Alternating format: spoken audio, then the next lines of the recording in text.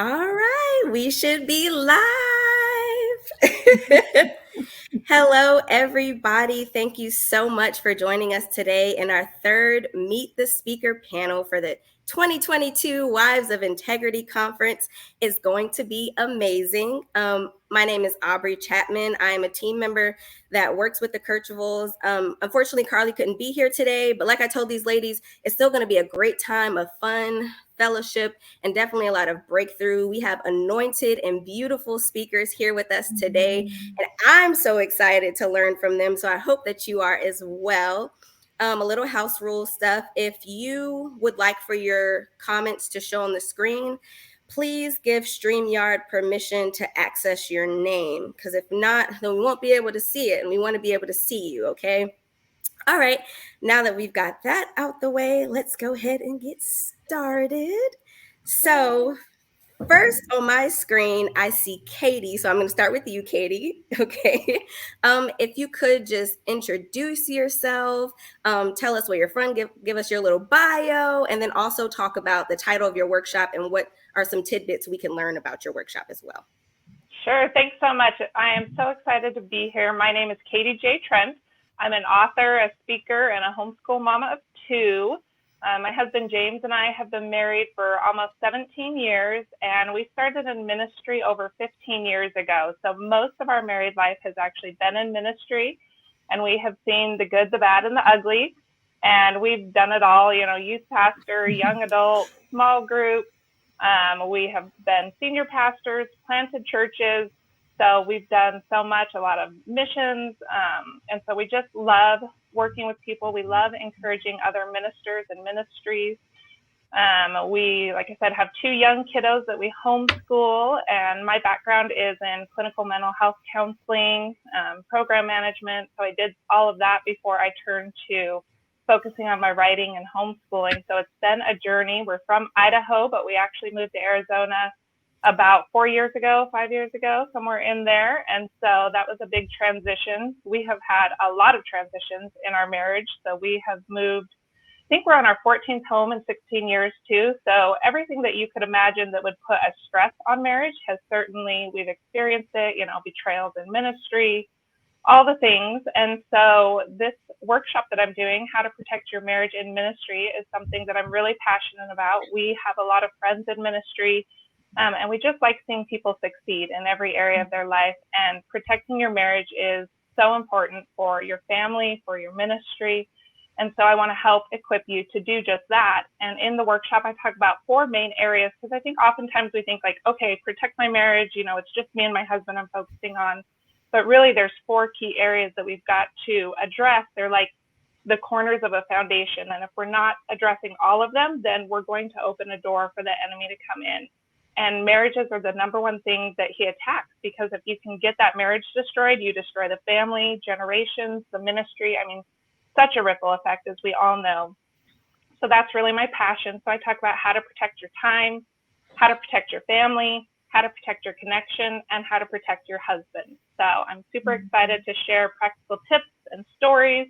You get to hear some of the things that I've done wrong, because, we all know, like, we're all imperfect people in imperfect marriages, but we serve such a perfect God, and he really does give us the tools that we need to succeed. So I'm excited to be part of it. Oh, thank you so much, Katie. That sounds so exciting. Something that really stuck out to me when you were talking was how to protect your time. And it made me think about a situation where me and my husband were both leaders in the church that we were attending. And they had something going on Monday through Sunday at the church. There was something going on 24/7, right? And it got us so drained and exhausted, and we began neglecting our marriage to serve in the church, right? And I remember I was just like, Lord, I got to do something. Like, my marriage is having its issues because we're always so busy, but we're doing it for the Lord, right?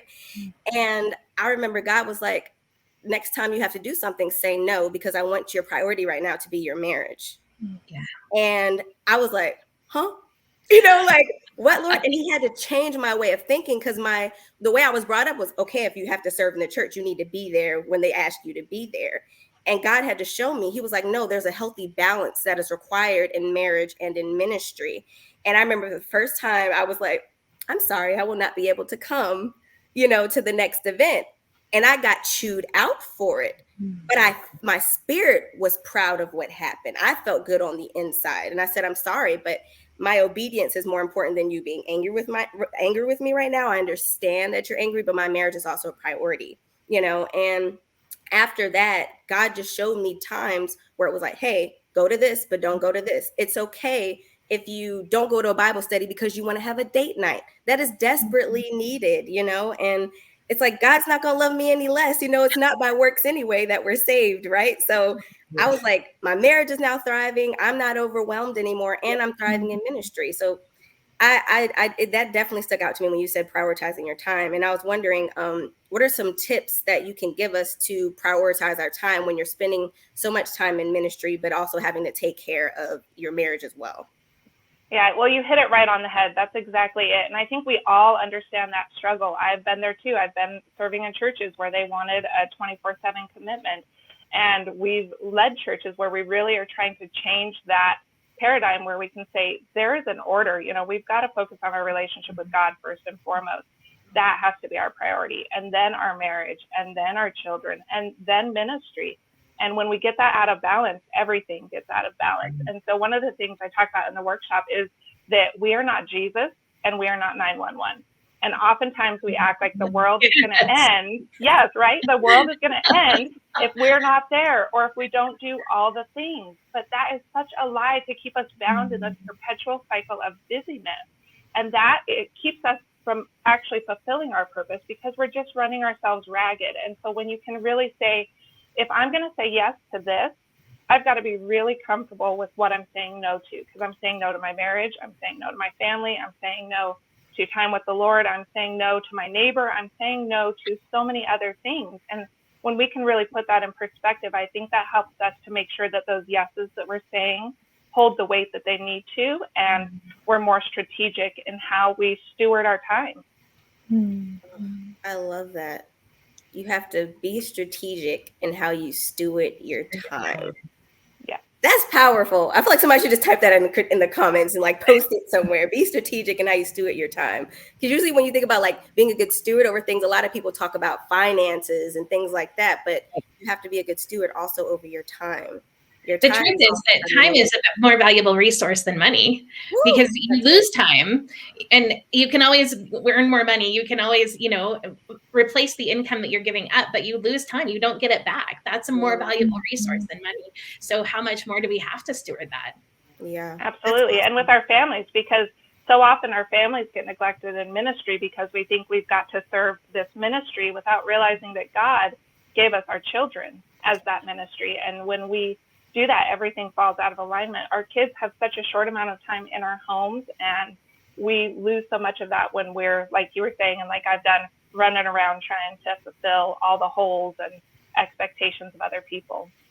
And unfortunately, when we do that, when we're in positions of ministry, we're modeling that for everybody else. Yeah. And then we are modeling that is what's expected. And then you have a whole systemic issue, right? Exactly. We're just perpetuating that. Mm-hmm. That's awesome. I love that, ladies. Well, thank you, Katie. I am so looking forward to your workshop. I know it's going to be amazing and bless so many women, because that's something that you deal with. You go to church, you love the Lord, and you're like, okay, I want to serve and serve and serve for God. And then it's like, but there's so many areas that God is requiring us to serve. There's so many areas that God is needing our time to be committed to. And that also includes our family. That also includes ourself. It also makes me think about self-care and taking time out just for you. And there's nothing wrong with that. Even if people look at you crazy, like, look, I can't pour from an empty cup. So if I need me a spa day or to get my toes done, I'm going to do that so I can be a better servant of the Lord. Yes, absolutely. Okay, well, next up, I see Tammy. So Tammy, hello. If you could please also, introduce yourself, tell us about your background, where you're from, and also give us the title of your workshop and some things that we can be looking forward to from your workshop. Absolutely. Well, the title of my workshop is Sexy is Not the Answer: The 4 Phases of Healing After Betrayal. So I specialize in helping wives who have experienced sexual betrayal within their marriages heal and move on to thrive and to experience freedom and the fullness of life after that. So, and that can be with their husband if their husband does their work, or for some, they end up divorced. So that can be without their husband as well. So my background, I'm a licensed professional counselor and a coach. I've been doing this for about 13 years. I'm very passionate about it. I love helping women gain their voice and heal and work through things so that they can be set free. So I've been doing this for 13 years. I've been married for 16. This is part of my story. My husband was actually a pastor when life blew up, and he came clean about his pornography addiction. And that was about 7 years ago. And that started a very long process of healing for us. And so we leaned into counseling. We did a lot of hard work. Our marriage was hung on by a thread for a long time. We did make it. We are still together. And honestly, right now, our marriage is better than it's ever been. I'm a fuller version of myself than I have ever been. But man, it is a hard, difficult process between those two points. So my workshop is coming along women who have experienced betrayal. And really what I do is I give like a 30,000 foot overview of, hey, here is the path towards healing. Because I know when life blew up for me, I had no idea which way was up or down. It felt like everything I knew about life was suddenly shattered and it was a lie. And I had no idea if it was even possible to heal and get to the other side. So this is like the path through that I wish I would have had. And so it walks women through these 4 different phases, and it gives very specific encouragement and validation and things that they need to focus on in those phases and things that they should not focus on, because otherwise they'll get stuck and it'll stall out their healing process. So really what I do is I come alongside them as a guide and as an encourager and as an empower and kind of walk them through that process. So I'm looking forward to sharing at the conference. That sounds amazing. It's exciting to me because I've met other couples who have dealt with this, but it's almost like there's this shame and this loneliness that comes along with it. It's like, okay, we've been dealing with this. We've dealt with infidelity, and I don't want to talk to anybody about it. I don't want people to look at me funny. So I think it's awesome that you're taking this head on, that you're being bold with it and allowing God to use you to help women heal during this process. Also, I have a question, and it just popped up in my head. What would you say to those women? Because I've heard this from women who have dealt with this before, that, oh, it's my fault. If I had only dressed, sexier, if I had only had sex with him, or if I had only spent more time with him, or, something like that. What would you say to those women who are putting the blame on themselves? Mm-hmm. First of all, I would say you are not alone. Mm-hmm. I certainly went through that. Every wife just about who goes through this process feels that way. And about 85% of men, the stats are really scary, 85% of men, Christian or non-Christian, are dealing with pornography. And so this is far more common than we think, because we think, gosh, I'm the only one. And it does very quickly go to this place of, like, just like you said, if I wasn't sexy enough. And, honestly, we get this from friends. We get this from society. We get this from pastors. We get this from the church. If you were just sexy enough, happy men don't cheat. If you were better in bed, if you were, if I wasn't as nagging of him, I know there were marriage issues, so I contributed to this. No, it is not your fault. It is never your fault. And what I tell women is, in a marriage without betrayal, 50-50, we all get that, right? We all know it takes 2 to tango. But if there are issues in the marriage, there are 100,000 things that he could do to stay in the marriage, to deal with the issues, to go to counseling, to do whatever needs to happen. But because, let's be honest, as wives, we're never perfect. That's okay. We all get that. Amen. Right. But when he chooses to jump over the fence of your vows, that is 1,000% on him. There are 100,000 different things that he could have done to stay in here if things were not going well, and if they were not happy, or if there were issues. When he makes that leap he does 100% on his own. So that leap is never, ever your fault. And there's a lot more. It's also, a lot of these issues, they stem from a long time ago. They usually stem from childhood. They stem from unmet needs and wounds that he had when he was young and has never dealt with. And so there's no way as wives that we can actually touch that. Like only he and God can really go back and heal those wounds. And a counselor, you've got to get counseling for this. It's a very counterintuitive process. But the beauty is that, man, I have seen marriages come back from the brink. I have experienced that myself. So it is possible to heal if he's doing the work. It is possible to have a good life and to have adventure and purpose again in life. It is possible. Not easy, but it's possible. Yeah, Tammy, I love that. And I just want to say for those who are watching too, you're absolutely right. I mean, even my husband, he struggled from childhood, and a lot of kids are becoming addicted to pornography. So it is so much of a wider problem than we have any idea. And we got into a marriage where I had no idea. That wasn't even a thought. And our first year and a half of marriage, I mean, we were on the brink of divorce. You know, he came clean about it. And I was like you, had no idea what to do, had no idea what to think. You know, you walk through all of that betrayal. And it was only Jesus. It was a radical encounter with God that he had in 2007. And when we said, you know what, we can't do this on our own. We 100% need Jesus as Lord of our lives. And it was taking that step and walking through it together that led us to this. And now, you know, here we are, we're speaking to marriages, we counsel marriages, all of those things, and they come from that. So no matter where you're at today in your marriage, there is hope. And I'm so excited that Tammy's doing this workshop, because it is an epidemic that really needs to be brought to the forefront, and the shame needs to be broken off, and the stigma, and just say, this is a problem in our world and there's hope for it. And Katie, I love that you're working with couples now, you know, it sounds like with this and with other things, because I think the church so often gives the message of, well, you just need to pray harder. You need to read your Bible more. You need to, this is just a lust issue. You need to be involved.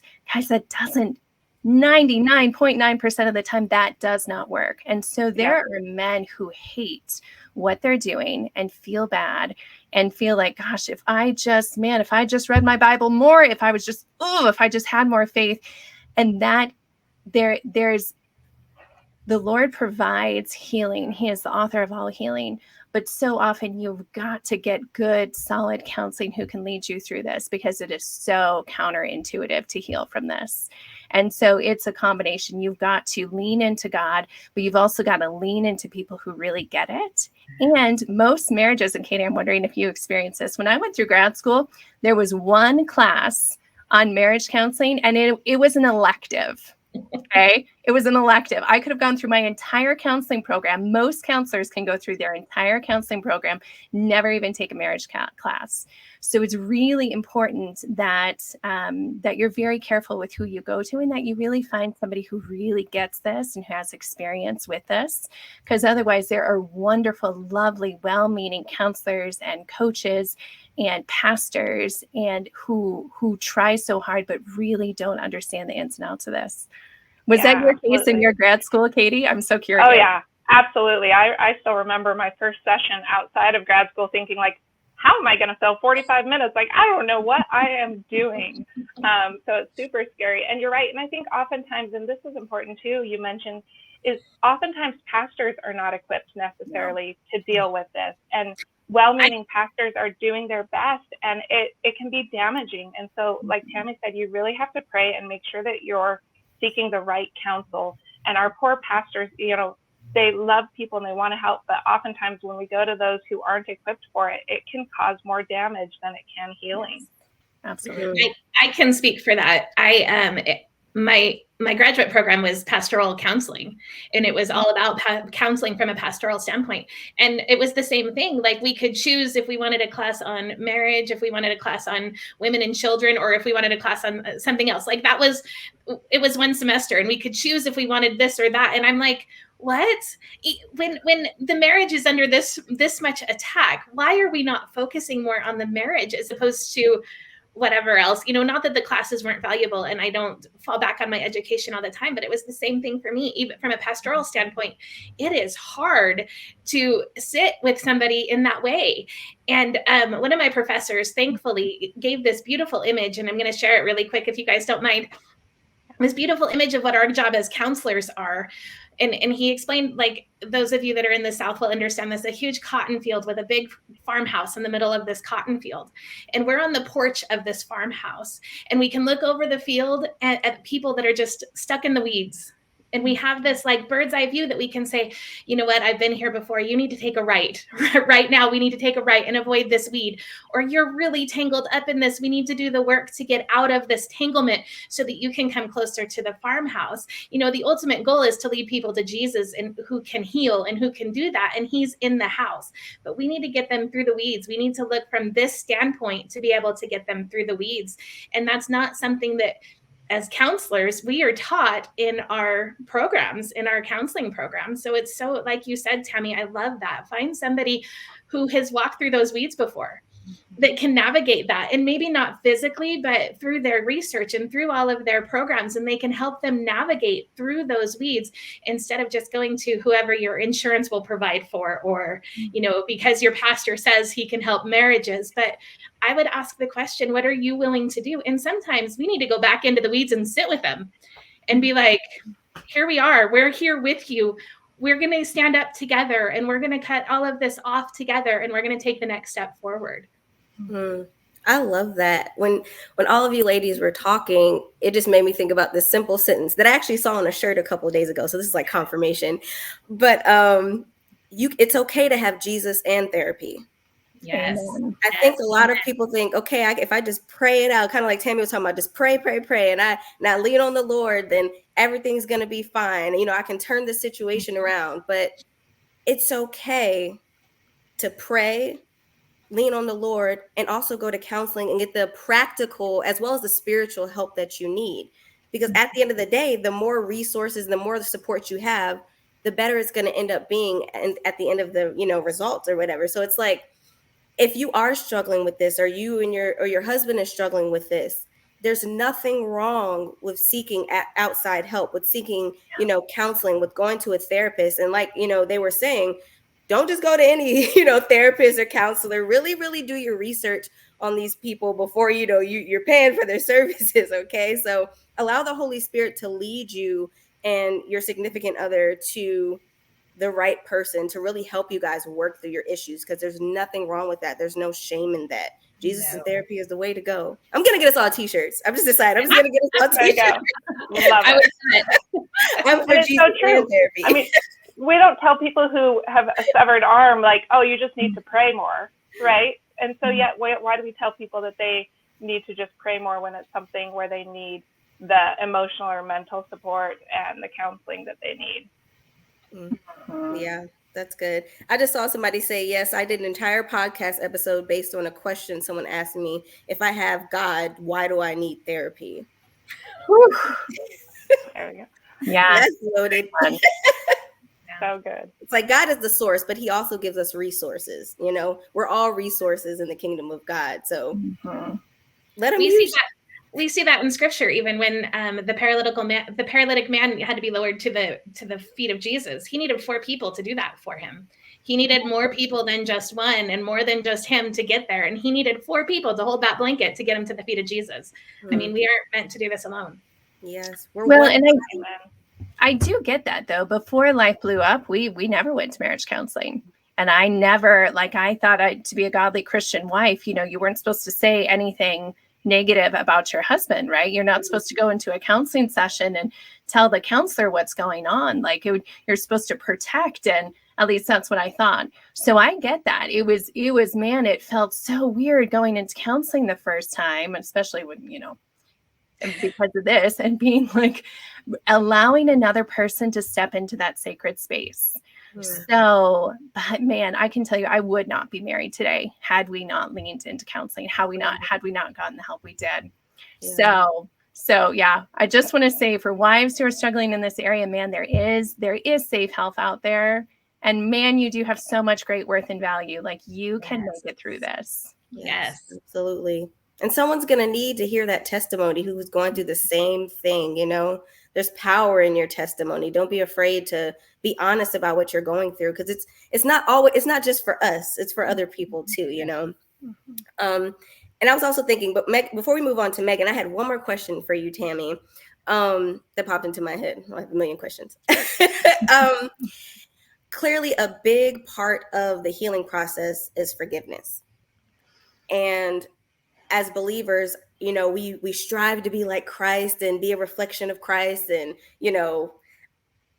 I'm wondering, as if you don't mind me asking, as someone who chose, to continue in her marriage, how do you balance the journey of forgiveness while not constantly holding your husband's infidelity over his head, or the addiction with pornography? Like, how do you deal with that, or give advice for somebody who may be dealing with that? Oh, such a great question. Do we have an hour? So let me give you the overview. I'm so glad you brought this up, because this is, unfortunately, we as wives get the message that we are supposed to forgive and forget immediately. Yeah. And that if we forgive, then everything will be okay. Right. That the pain will stop, that we can move on. And to be honest, I tried that at first. The first time I got the first hints of what he had done, I got a little bit, and he cried and I cried, and he said he was sorry and that he would never do it again. And I forgave him and we moved on. It didn't work. Yeah. Nothing healed.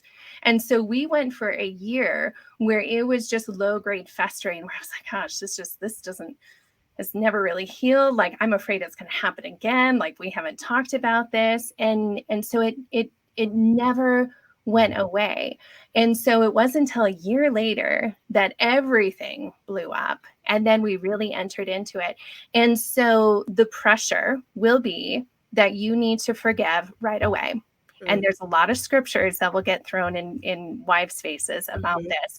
And they are all true. Forgiveness is so important. So important. It is absolutely a part of the journey. But what I tell wives is, it is not time in the beginning to focus on forgiveness. And that's one of the things I really hit in my workshop, is that in those early phases, it's not time. Because one, you don't know what you're forgiving. Two, forgiveness is really on the other side of anger. Like, there is grieving that has to be done first. And if you stay open to the Holy Spirit, He will bring you to a place where it will come up. He will tell you it's time to forgive. And so you don't have to rush it. So what I tell wives in the early phases is, don't focus on forgiveness. There are so many other things you need to focus on in that time. Just stay open. It will come up. And with almost without a doubt, my coaching clients or my counseling clients will be working, and then one day they'll come in and they're like, I think the whole Lord is asking me to forgive. And we come through, and then they're ready and they can walk through that process. So for me, quickly, my journey was, it took me about, and not that there's a special magic number, but it took me about 9 months to get to a place where I could forgive my husband. But he was working hard and he was doing the work. Again, I was a pastor's wife at the time. That did not go well. Okay. The church did not, they vilified me. They were pretty much okay with what he was doing. They vilified me. It took me 3 years to get to a place where I was ready to lean into forgiveness to them, because there was no sorry, there was no reconciliation, there was no there was no healing there in between them. So I say that to highlight the points, and there has since been healing in my heart. But I say that to highlight the point that even when you're walking down this path of forgiveness can take different paths, and it can look different for different people based on the situation and where your husband is at. So now I'm not angry at my husband anymore. I get triggered on occasion, but it has been a process of forgiving over time. And when things come up, it's choosing to forgive again. But I'm not angry at him anymore. And he'll come back. He's a counselor now. He specializes in couples who do this. And so he'll come back and he'll be thinking about what happened with a client, be like, oh, I'm so sorry I put you through this. I'm like, okay, like, I forgave you a long time ago. Like, we're okay. And so it is possible to forgive, and it is possible to get on the other side where this is not something that is constantly nagging and spurring inside of you. But man, forgiveness is a tricky topic. Yes. I love that you talked about it being like a process and a journey. Don't expect it to happen overnight. Lean into that process, and also don't compare your journey to someone else's journey. Just because you've been through the same thing doesn't mean that your process is the same. So I think that's awesome. That's awesome. That's beautiful. That's beautiful, Tammy. I'm definitely also looking forward to your workshop. I know that you're just going to bless so many women. Thank you. You're welcome. All right. Last but certainly not least, let's go, Megan. Same thing. Introduce yourself. Give us your background, the title of your workshop, and what we can expect to see in your workshop. Okay, so my name is Megan Bottom. If you follow me on Facebook, Facebook doesn't let me be Bottom, so it says Botto on Facebook, and it's kind of silly, but it says that my last name is derogatory. So remember, all the things that you see that are derogatory on Facebook, I can't have my last name. So if you see me, but my name is Megan Bottom, so if you ever search me or look for the book that I've written or anything like that, that's how you will find me. I am, as I said, a pastoral counselor, and I specialize with blended families. This day and age, so many families are blended, and what that means is there's been a previous marriage or from either the husband or wife or both, and they bring children into the marriage. And what that means is a step parent as just in a blended family. And I think that that's an underserved community, especially within the church and even more so in the counseling realm. So I coach and counsel blended family marriages specifically because that's the foundation of a family. And I think that, like Katie pointed out, it's under attack. The marriage absolutely is under attack. I think that the marriage relationship and that covenant was built as a allegory to what our relationship is supposed to be with Christ. And of course, of course, Satan is going to attack it because, he doesn't want that. And I think that it can be a powerful evangelistic weapon against the enemy, but it also can be something that the enemy can use as a weapon. And I think that we see in the statistics of divorce rates that he's winning that battle, and it's time to take back some ground. So that's who I am. The name of my workshop is Using Your God-Given Senses to Build an Intimacy with Your Spouse as well as your God. And I am so excited about this. A couple months ago, a verse came to me that said, "Taste and see that the Lord is good." And that's found in the Psalms. And it just meant a lot to me. And I thought, if we can taste and see that the Lord is good, can we taste and see that our spouse is good? I mean, if it's supposed to be this allegory of what our relationship is supposed to be with Christ, then it's important for us to know that we can use our senses to grow in intimacy with him. We can taste and see that he is good, but we can do the same thing with our spouse. And it brought me to the Song of Solomon, which was a book that I really wasn't familiar with at all, to be honest with you. I skipped through it because it doesn't make a whole lot of sense, but it doesn't take long to get into the Song of Solomon to see Solomon and the way that he used his senses. Like it says, your name is like perfume poured out. What does that even mean?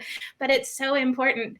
And the first thing, I don't want to get ahead of myself, the first thing that I do in my workshop is I explain the difference between intimacy and sex. And I think that so often churches shy away from the word sex. It has this weird, we can't say sex from the pulpit. So we exchange that with intimacy when they're totally different. How are we, Christians are already considered weird in this culture. How much weird would it be if we used intimacy with Christ interchangeable with sex? Like, that's weird. And it takes away from that word intimacy, that we are supposed to have more intimate relationships. We're supposed to be intimate with girlfriends. We're supposed to be intimate with Christ. And we're supposed to be intimate with our spouse. So when you exchange the word sex with intimacy, like the church is so famous for doing, you take away from that. And I think that us as wives are craving intimacy so bad. And our husbands hear that and they're like, oh, great, she's craving sex. Yay! It's false. Yes, a healthy, intimate relationship with your spouse will lead to a healthy, natural sex life. That's so important to know, that when you're intimate and you can have a healthy, intimate relationship with your spouse, it will lead to a healthy sex life. So I think that us as wives are craving the intimacy and our husbands are craving the sex, where if we would just learn how to be intimate together, our sex lives are naturally going to improve. So that's something that I explain, that I'm not showing you how to grow in intimacy as in have a healthy sex life. I'm showing you how to grow into intimacy using your senses, sight, smell, touch, taste, and I always forget one, hearing, and just how we can use those in order to grow with our spouse and grow further into intimacy, which will naturally improve our sex lives. That is so awesome. I think that's so true. We do automatically sometimes connotate intimacy with sex, but it's also so much deeper than that. I think about, like, with me and my husband in particular, like, our most intimate moments are like during pillow talk, when it's like 1 a.m. and we're just laughing and joking and talking about like our dreams and where God is taking us, and it makes us feel closer together. And it makes you realize, wow, like God gave me this person, and I'm so blessed to have him, and I know he's blessed to have me. Amen. You know, but it draws you closer together, and it helps create this bond that really becomes so unbreakable. Like, those special intimate moments are needed, and they're so imperative in a marriage, you know. And so I think that's awesome that you talk about like intimacy not just being sex, because those moments, like you said, make your sex life better. Once you grow closer and you share in those intimate moments, then it's like sex is pretty good. It's a natural derivative of having a healthy intimate relationship is with your spouse, having a healthy sex life with your spouse. It's like a natural derivative. And I think that we focus so much on the sex as counselors, even as sex education, we focus on the sex, where we really need to pull it back and focus on the intimacy. And it's so important, like you said, the pillow talk. If you have a cluttered bedroom or you have the TV blaring in the background, if you focus on your senses and develop those senses to make that pillow talk, like I think of my husband, and I'm not going to get TMI here, but he has the most amazing aftershave. And I love to just cuddle up to him at night after he shaves his face and just it smell that. And that's what my bedroom smells like to me, because that's what our pillows smell like. And, you know, we always have TVs like creating all this noise, so we can't hear each other. We can't truly use our sense of sound in order to hear each other and grow into intimacy with him. And Jesus craves the same thing from us. He wants us to taste and see, and he uses the Last Supper as a great analogy of this. When you sit with me and you taste the blood poured out and you taste the bread broken, that's growing in intimacy with me. That's growing into being able to be more intimate with Christ. And how much more so do we get to do that with our spouse? I love that. Intimacy is so important. And I can't remember who said it, but when you take the word intimacy and you change it into me you see, that I think gives you such a better picture of what intimacy is, and that vulnerability and that transparency and just the connection that you have when you allow yourself to be very intimate in that way with your spouse, and that's where you grow. So I love that, Megan. I'm excited for your workshop. Yeah. I think also when I think about intimacy is that uncovered vulnerability, like just letting your spouse see all the parts of you, whether it be literally and, you know, not literally, but there's something beautiful about just being able to lay naked and unashamed and knowing that there's this other person there with you for life. You know, we have you guys are teaching my workshop. I'm sorry. No, that's fine. I love it, because literally I talk about into me I see, and what you're explaining, being able to be naked, that's the first thing that Adam and Eve hid in the garden. When they sinned, they had to cover themselves up because they weren't able to just be fully intimate with God anymore. And that's there's so much shame there. And I think us as women, especially, like, we have stretch marks if you've ever had babies, and we have all of these flaws that we see, but our husbands are like, no, I just want to enjoy your body. And you're like, oh, I don't know about that, because we feel so shameful. But if we have that intimacy of walking with him, just like we walk with Christ, if we have that intimacy, we can lay, naked, both spiritually and physically, for our spouses. And I think that makes such a big difference. Yes. Megan, I think one of the things that blew my mind when my husband and I were in counseling is this idea that there was more to intimacy. Because I'm like, why is nobody talking about this? Like, why is nobody talking about, like, it's not just sex, but there's so many different ways that you can connect on that intimate basis. And like you're saying, like, that is like, boy, that is the foundation of everything. So I love that you are pulling that apart. And I love to, man, I never in a million years would have thought about using my senses. So I think your talk is beautiful. I'm like, oh my gosh, that like opens up a whole new world of thinking about things. So I think that is so fantastic. we see it all over the Song of Solomon when he says things like, you know, and we think it's weird because it is like your breasts are like antelopes. Like That is he's weird. making that visual description, of what is making him want her. And as counselors, I'm sure that you guys, if you've done any marriage counseling, you've heard this. The wife usually says that something like, he thinks if we have more sex, then the problem will be solved. And the wife's like, I'm not ready for that. I'm not ready to be fully naked and unashamed in front of you. And I'm not ready to get there yet. But the husband's like, and my first instinct, honestly, and I'm just going to be real here, my first instinct back when I first started counseling was to say, well, it's worth a try. I mean, if that's the worst thing that you have to do is just have more sex with your spouse, what's the problem here? But then I realized how much there's so much more to that. You know, like you said, Tammy, that's just not addressed in the church setting, that intimacy is so important. Yes, it's so, you know what I also was thinking, Megan, with you coming from a blended family, I wanted to know, do you think that it adds a certain level of difficulty to have intimacy when you are dealing with blended families? Absolutely. Going back to what Tammy was saying about forgiveness, there so many people, the nature of a blended family is coming from destruction. And yes, there's always widows that come in and they don't have that baggage of being betrayed or being hurt or going through a divorce and walking through that. So that's an exception. But for the most part, in blended families today, they come together because a marriage was destroyed.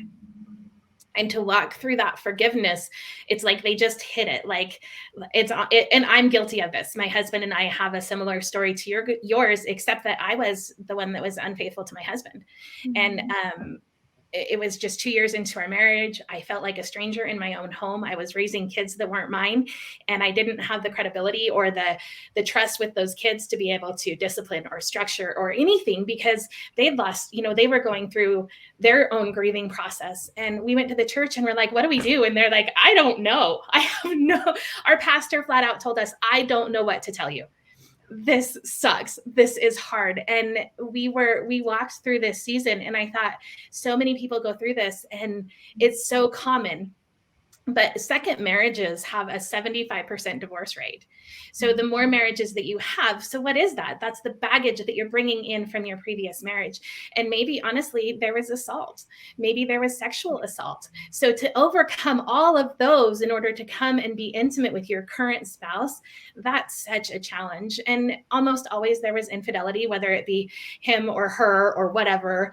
You know, and so, yeah, there's a lot of baggage to be able to unpack there and be able to truly come before your spouse without any of that history and say, this is fully me and I want to be intimate with you.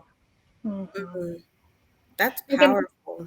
I'm so glad you brought up the sexual assault, because that's something that's really not talked about. And man, that comes up in my clients. It's not uncommon. And it's and there has to be a place where we say that, and where we say that does take place in marriages. Rape takes place in marriages, and it can be so harmful. And then, like you said, going into what does the healing look like? What is the, you know, if the marriage ends, what does the healing look like? But I think bringing all this to the light, so it's not shame-based, and bringing it to the light so that we can talk about it in safe places and heal, is just so brave and so important. I'm so glad you said that. Yeah. I just think about, sorry, that just touched my heart listening to you talk just now. Excuse me, y'all.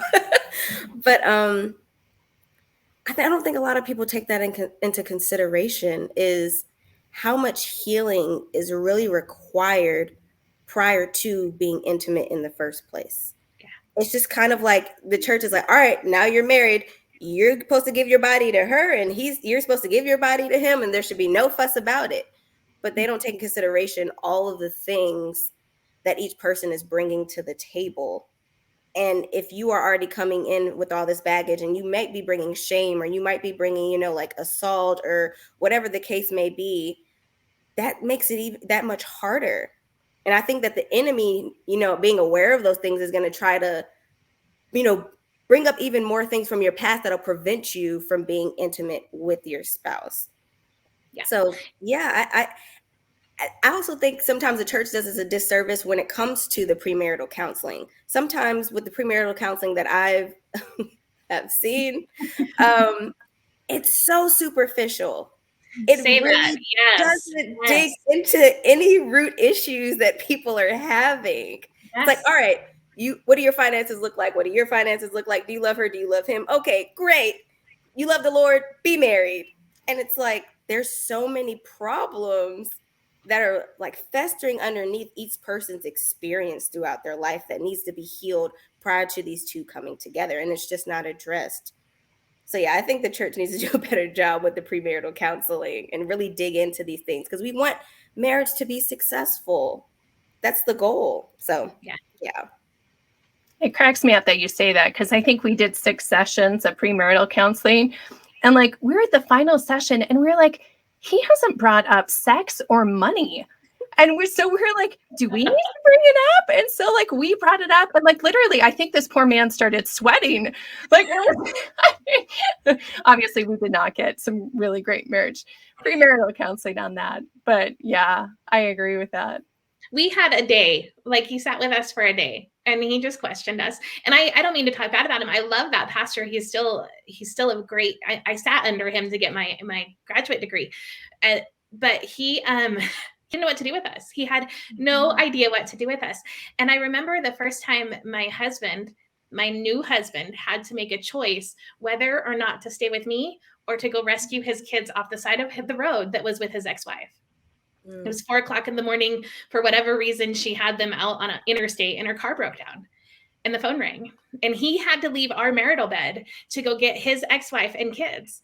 And I went to our pastor and I'm like, how do I even navigate this? And he told me, he said, in traditional marriage counseling, if somebody came to me and said there was a problem with another woman, I would say you need to cut that woman out of your life. But I can't say that because she's still the mother of his children. And I'm like, you didn't answer my question. And that's all he could say. Like that was all he could say. And it was so hard because we didn't have, that support or structure that we could go to in order to know what is appropriate here. What is this? And of course, now I would absolutely counsel to go get your kids, but it's for your kids, not for your ex-wife. And she needs to figure out her own life and figure out how to get off the side of that road and figure out how to call a tow truck. And I'm sorry that, we'll pray for you, but that's no longer his responsibility. But he didn't know what to do with me. Like our pastor was like, I don't know what to tell you. I truly don't know what to tell you. And that just broke my heart because nobody knew what to do with us. So Megan, I'm so curious, and I don't know if this is part of your workshop or just your pastoral counseling, but you talked about how so many wives, they want intimacy. And I would agree with that. And there's so much baggage that can be there, or there can be resistance for the husband for whatever reason. So what do you tell wives who are like, gosh, I'm longing for this and I don't know what to do? If it's just the wife and I'm not counseling the couple, I will tell that wife to build intimacy with Christ. And I don't mean to say that he can replace that or fix that, or, you just need to pray more like we were talking about, but let's find a way to be able to build that intimacy with Christ. And I think that once that's solid, the marriage relationship will then start, the shame starts to fall away. The different things start to fall away. So I would lead them to be able to become more intimate with Christ. That's good. You need intimacy with Christ to have true intimacy with your spouse. Absolutely. That's so good. And another t-shirt. I need to tell you guys, the dog's going to start barking. Somebody just pulled up. It's fine, but there's going to be some barking in the background. But it's fine to say that, but it's so much harder to do that. So when you're going to unpack your baggage, you don't do that with your spouse. You don't unpack it all and everything that you're bringing to the marriage. You don't do that with your spouse. You do that with God, and you do that with a love, that can erase all that and put it all behind you. Would you say that there's a time and place to do it with your spouse? Absolutely. I think that once you're to that point that you are confident and your spouse can't take away your shame. Your spouse can't take away the things or your past or put the blood of Christ over them. They can't. So once you've done that hard work of being able to come totally intimate with Jesus, then you can do the hard work to be able to do that with your spouse. Sounds like a beautiful picture. Really, it sounds like, correct me if I'm wrong, but it's like where each person is an individual, right? And then they're connected. and how it's like each person does their own work and does their connection with God, and then they're able to connect so much better. But I think sometimes in marriage, we get this kind of enmeshment idea where it's like, no, I need to do my healing. He needs to do his healing. We need to heal together and move forward together. So it's like a triangle, like this, and there's one spouse is this side and the other spouse is this side. And as you both continue to pursue Christ, you're going to naturally come together. You know, if Christ is at the top, you're going to naturally just start coming together if you both start your pursuing of Christ and getting intimate with God. And us as women, we want that intimacy and we crave it, but I think that men do too. And I think it's a whole lot easier for them to go to God and say, I need to be intimate with you right now here before you, than it is to do that with their spouse. And it's going to look a whole lot different. We can't speak for that because we're not men, but it's going to look a whole lot different for a man to get real intimate with God than it is for us as women. I can totally agree with that, because I remember me and my husband were going through something. And I was like, well, I just want you to talk to me. Like, come on, just talk to me. You know, I'm here for you. And he was like, oh, I did all my crying in the closet with God. Yeah. You know, and I was like, but wait, like, I'm here for you too. And he was just like, there's no judgment there. You know, he accepts me for who I am. I know he's going to listen. And I was just like, wow, God. And I went to go pray after that. I was like, Lord, what's wrong? And he was like, you haven't created a safe space. And I felt so convicted, and I got emotional because I thought I was, you know, being wife of the year and being so supportive. But God, the Holy Spirit showed me in that moment times where I was doing the exact opposite of what God had commanded me to do as a wife, about being loving and, you know, just basic commands of loving your neighbor. There were times where my husband wanted to talk and I'd be like, I really don't care. Like, not blatantly like that, but my face and my tone was showing that I didn't care. But then I would come back and be like, I'm supportive for you, when I was ready to hear what he had to say. But at the same time, I wasn't giving him what he needed. And that just goes to show the beauty of creating a healthy, safe space in your marriage so that you can both be intimate with one another. Right. Because it's dangerous when one person thinks you're being intimate and the other person sitting over there feeling neglected. Absolutely. That's so true. And I think as wives, and I talk about this in my workshop even, is we don't realize the power that we have in the relationship we have with our husband when marriage says, you know, that we connect as one and we become one flesh.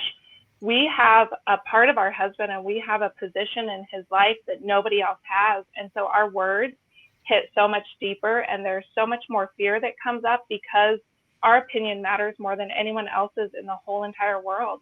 And I don't think that, especially new into marriage, that we understand that weight. I know I didn't. And I said a lot of things that were hurtful to my husband and did a lot of things that were hurtful because I didn't realize how much my opinion mattered and how much my actions impacted him. And so I love that you said that, because it really does matter so much in creating that safe space and that intimacy in our marriages. Yeah, absolutely. And from the perspective that I come from, he's also responsible. Like, I think sometimes we can take on too much responsibility for all this, for our husbands too. Of Absolutely. Like, well, we have to make sure that we're being the perfect wife, and then he'll come along. Where I think we also need to make sure that we're giving the men the responsibility that they need to do their work, to lean in and do their healing as well. Oh yeah, absolutely. Because man, oh my gosh, the shame messages of you just have to be a godly Christian wife and you have to be perfect and you have to be all this, boy, it can bury us sometimes, right? Yeah.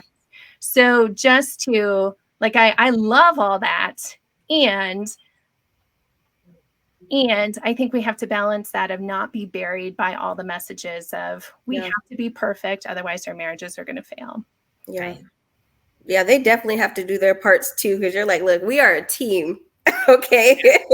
This isn't just me doing all the work or you doing all the work. God put us together to work together for the kingdom. That's actually funny. That's what I talk about in my workshop, is God putting us together to work together for a purpose, and the importance of having an open space and allowing each other to talk about whatever is needed so that the enemy can't get into your marriage. Because I think a lot of times we can be our worst enemy in our marriages. Yes. We sometimes think about outside factors, but a lot of times we don't take in consideration, like, hey, like, I think I need to work on this, and he also needs to work on this, so that we can work together better for God's glory. And it's gonna take that work. It's gonna take that constant, like, God, I need to lay at your feet. I need you to, create in me a clean heart, because today I'm struggling. And right now I don't like my husband, and I know he doesn't like me. But at the end of the day, you put us together for a reason. And we're here for a purpose, so that's absolutely we have to true. normalize that struggle. I think that there's this perception that marriage has to be perfect, or like you said, Tammy, that we have to be perfect. But as iron sharpens iron, and the relationships, the most intimate relationships we have are the relationships and the ways that the Lord uses to refine us. And so when we approach marriage knowing that we're going to struggle and grow, and they're going to struggle and grow, and together, like you said, Aubrey, we're working toward a common purpose. And like you mentioned, Megan, we're going toward Christ. I think that's really that beautiful picture of what marriage does and why it's such a powerful tool, and how we all grow in that. It takes all of those things to come together. Yes, absolutely. I hate the saying that marriage is 50-50. I've heard it said, I don't mean to take credit for this, I can't quote who said it, but divorce is 50-50. That's what divorce looks like. It's 50%, you divide everything up, and that's what divorce looks like. Marriage truly is 100-100. It is both of you working together for a common good, for a common goal. And we're going to fail. We're absolutely going to fail. We're imperfect humans that are serving a perfect God. So we are going to fail in this role. So as long as we look at this as I need to give 100% of my life to this, of my commitment to this man, then I think that you can't fail. Like, even when you do, even when you fall short, even when it's only 50%, you need to acknowledge that, like, I'm not giving my full share of this, and I think that that's important. And I think that it does disservice when you say marriage is 50-50, because it's so easy to say, I'm giving my 50%. Maybe that's not enough in this season. Maybe right now you're not doing okay. And then you place the blame on your spouse, right? And not that you're going to take it, not that you're going to take that work from him, or take his shame or burdens or whatever he needs to work out, but you need to give your own 100%. Yeah. And it made me think, when you were talking about failure, is to give yourself some grace. Yes. I think sometimes his wife, kind of like Tammy was talking about, the church and the world kind of puts like all this pressure on the wife. Look, we are imperfect. That's why we need Jesus in the first place. So if you make a mistake, or you're having an off day, that's okay. You are a human being, and that's why you serve a perfect God, because you're going to have days like that where, everything's not going well, or you're not doing everything that, sometimes God's telling you to do. And you're like, Lord, I'm sorry, I'm being disobedient today. I'm going to do better tomorrow. But you have those days like that. And it's okay to forgive yourself and give yourself some grace. And also, if you have a partner who's supportive, they'll understand that, all right, it's an off day, but I'm also here to support you, and we try again tomorrow. It's a process where we're imperfect human beings. So forgive yourself when you're not perfect. Nobody's perfect, like you said, Megan. So that's awesome. That's awesome. Okay, well, it's almost 1:00. This has been wonderful. I personally have gained so much knowledge and wisdom just from talking to you ladies today. It has been an absolute joy. Before we go, I would like for each of you to tell all the viewers where they can find you, where they can support you, that sort of thing. So, Katie, we'll start with you. Yeah, so you can find me at katiejtrent.com. I'm on social media at Katie J Trent on Instagram and Facebook. And I'd love to connect with you. I have lots of resources for strengthening your family, growing your faith, and simplifying your homeschool. So I'd love to connect with you and support you in your journey. Awesome. All right, Tammy.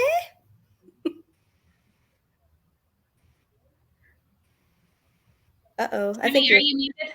You might be muted, Tammy. Maybe not. Uh-oh. I don't know what happened. Heading out. Oh, yeah. Video. Maybe type it in the chat. Yeah, we can't hear you, Tammy. Okay. Well, while Tammy's typing it up, Megan, will you let the viewers know? Yes. So you can find me again. My name is Megan Bottom. I have lots of resources for blended families. I have a YouTube channel. You can find it just on Megan Bottom. I talk about blended families, but more importantly, right now, I am actually turning this using your God-given senses to grow in intimacy. I'm writing my second book on this. So I'm kind of doing it live on YouTube. Like I'm explaining what I'm doing, and as I'm growing and as I'm studying, I'm explaining what I'm writing. So it's super exciting. If you guys want to follow me there to grow in intimacy and use this book that's going to be an amazing tool, but as I'm writing it, you guys get it like live. So that's super exciting if you guys want to follow me there on YouTube. Awesome. And then I'm going to read Tammy's for her. You can find her at betrayalhealing.com and on Instagram. Tammy, please forgive me if I say this wrong. Okay. Tammy L. Gustafson, Gustafson. I pray I said that right, Tammy. I'm sorry if I didn't. All right. So thank you, everybody, for watching us today. If you haven't already gotten on the wait list for the 22 Wives of Integrity Conference, do it now. Yes. You don't want to miss out on this great conference. There's going to be so many women from all over the world talking, and I'm sure they'll cover a topic that you are in need of, because as a speaker, I still need some stuff. I still look at all these conferences. Amen. Okay? Yes. So, and if you invite your friends and family, okay, they don't have to be married. They can be single, desiring to get married, or married. It's for everybody, okay? So, thank you so much for joining us today. It has been a blast. Bye, everybody. Bye. Bye.